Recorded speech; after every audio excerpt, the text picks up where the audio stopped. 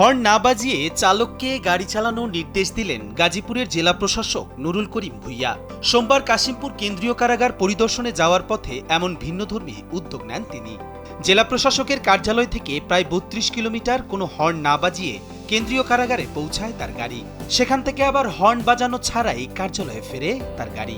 Office থেকে বের হওয়ার সময় চালককে হর্ন না বাজানোর নির্দেশ দেন তিনি। আজকে সকালে আমরা কাশিমপুর কারাগারের উদ্দেশ্যে গাড়ি বের করি। তারপর আমাকে ডিসি স্যার বলল যে আপনি কি হর্ন ছাড়া গাড়ি চালাতে পারেন? আমি কি স্যার আমি চেষ্টা করে দেখি। পরপর স্যার বলল যে আচ্ছা চালান। আমি এইখান থেকে গাড়ি চালিয়ে কাশিমপুর কারাগার গিয়েছি। আবার কাশিমপুর কারাগার থেকে জেলা প্রশাসকের কার্যালয় পর্যন্ত আমরা এসেছি রাস্তাঘাটে হর্ন ছাড়া। রাস্তায় কোনো সমস্যা হয় না ইনশাল্লাহ। এদিন কাশিমপুর কেন্দ্রীয় কারাগারের সাবান তৈরির কারখানা পরিদর্শন করেন নুরুল করিম ভূঁইয়া। পুনর্বাসনে থাকা কারাবন্দীদের কাজের প্রক্রিয়া সম্বন্ধেও খোঁজ খবর নেন। কাজের মান ও পরিবেশের বিষয়টিও খতিয়ে দেখেন জেলা প্রশাসক।